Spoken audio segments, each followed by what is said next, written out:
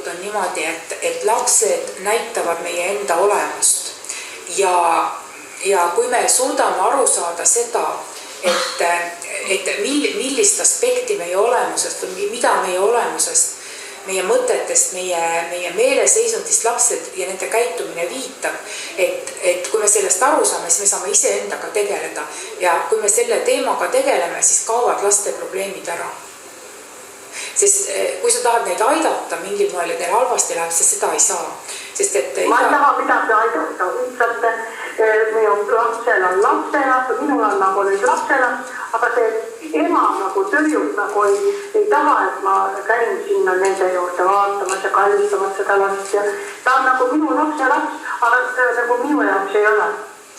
Aga lase aegu rahulikult, et no mõtle, millele see viitab sinu puhul, et mis tõrjutuse teema sul üleval on, et proovi sellega veidikene tegeleda, eks ole, mõelda selle üle, sest tegelikult ongi kolmas kaart on sul siin, et küsi oma kehalt nagu vastust sellele tõrjutuse teemale. Et kui sa nüüd hakkad massaaži tegema, energiat hakkavad liikuma ja sul tuleb arusaamine, miks see niimoodi on ja mida sa tegema peaksid.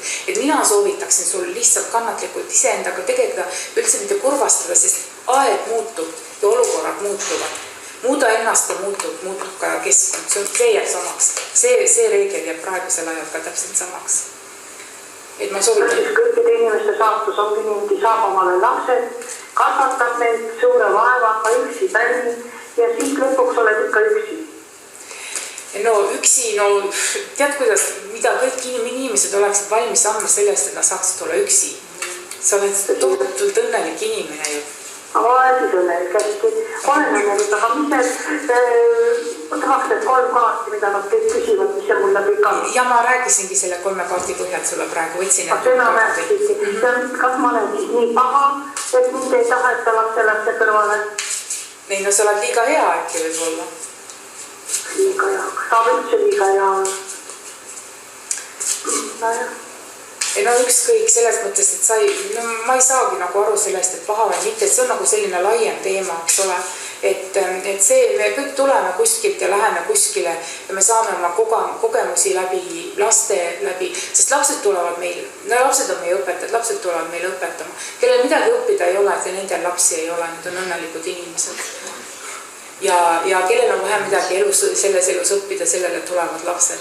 Ja läbi selle... See on siis nagu karistus, jah? Põhimõtteliselt küll niimoodi, jah.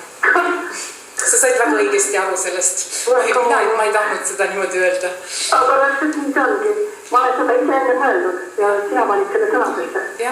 Väga tore makista. Ühesõnaga, ma lasen lahti, laps ei minnu kasvab seal kuskil. Ta on 8 kuune. Ja küll lapsel on mulle ka väga õnnetud. Mulle on pojad väga hea. Nad tahavad ka seda lapselast näperdada natuke rohkem. No vaat see on, et tahad näperdada, eks ole, aga ei ole see laps näperdamiseks. See on sinu tütrega ja tema teemaks. Ma katsun oma elu edasi elada ja energiat on mul küll, nagu ma aru saan, 80. No ei ütle, et küll, sest et ikkagi me lähme 100 peale välja praegu. Meie eesmärk on 100. Vaat siis on elu lind, eks ole, kui sul on 100. Ja sellest tegema peaksid läheb massaaž ja läheb 100 veel. Jah, massaaž ja 100 edasi.